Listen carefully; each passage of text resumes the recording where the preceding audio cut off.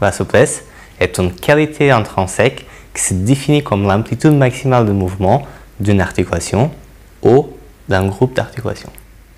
Ainsi, l'amplitude maximale articulaire peut être considérée comme faisant partie intégrante du mouvement humain. Elle peut avoir un impact sur les activités fonctionnelles, les performances sportives, sur le risque de blessures musculaires et est affectée par le vieillissement ou l'immobilisation. Traditionnellement, l'amplitude maximale est attribuée à deux entités principales, les articulations et les unités muscles-tendons. Pour certains mouvements articulaires, il est évident que la congruence articulaire et les structures intra-articulaires sont les principales structures limitant l'amplitude maximale. Pour d'autres mouvements articulaires, l'amplitude maximale est principalement limitée par la tension développée par les unités muscles-tendons qui sont étirées pendant le mouvement articulaire. C'est dans ce contexte spécifique que les étirements peuvent avoir un rôle important. Classiquement, les étirements sont censés améliorer la souplesse. Ils ont d'abord été pratiqués dans le cadre de rééducation, puis ont été utilisés dans la pratique sportive. Depuis longtemps, l'on sait que leurs effets sont bénéfiques dans de nombreux contextes, ce qui a incité à les introduire de manière quasi systématique avant ou après les entraînements ou compétitions. Les travaux scientifiques ont ensuite permis de mieux comprendre les effets physiologiques biomécaniques des étirements. Pour mieux comprendre la place que doivent prendre aujourd'hui les étirements dans la pratique sportive, il est nécessaire d'avoir une vision globale de leurs effets. Dans cette vidéo, nous allons analyser les effets des étirements sur 4 paramètres. La souplesse et propriétés mécaniques du complexe muscle-tendon, la performance, la récupération et le risque de blessure.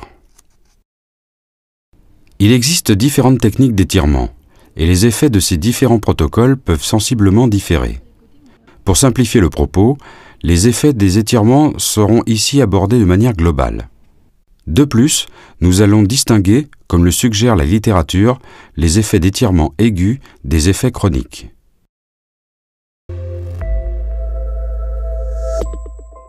Il y a consensus dans la littérature scientifique pour affirmer que la souplesse d'une articulation est augmentée immédiatement après un protocole d'étirement musculaire.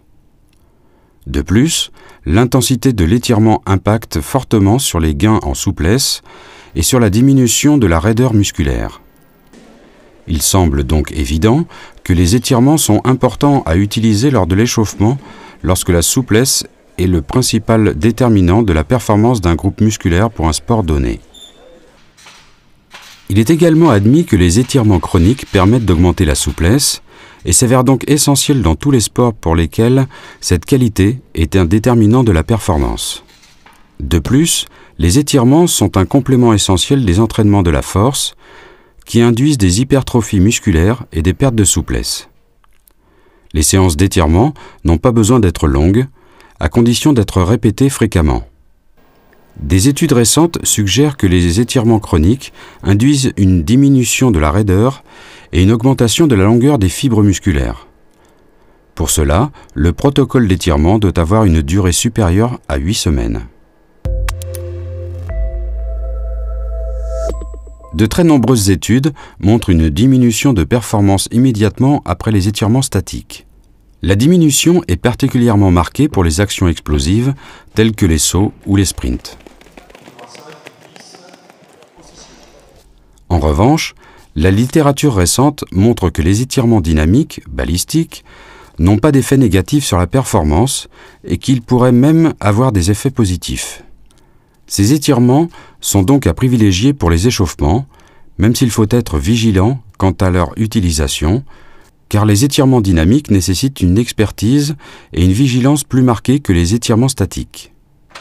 Aucune étude n'a montré d'effet délétère d'étirements chroniques sur la performance.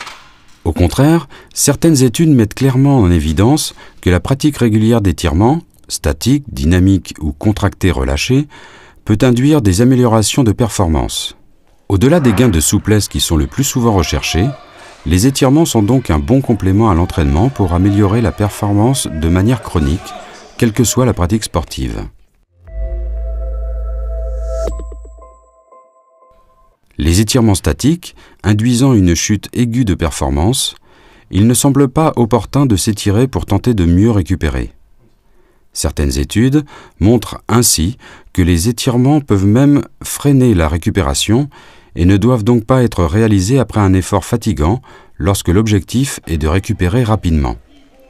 À notre connaissance, aucune étude n'a cherché à déterminer le rôle potentiel des étirements dans la récupération à plus long terme.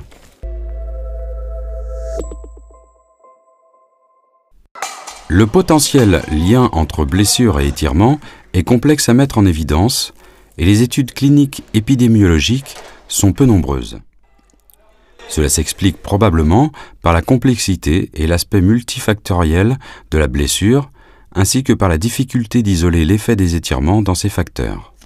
Néanmoins, certaines études montrent qu'une faible souplesse des ischio-jambiers, quadriceps et adducteurs pourrait être facteur de risque pour la survenue de blessures musculaires et tendineuses.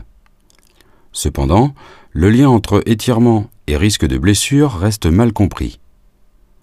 Il est toutefois sûr que les étirements chroniques ne peuvent pas augmenter le risque de blessure et qu'il est important de ne pas devenir trop raide en réalisant régulièrement des étirements.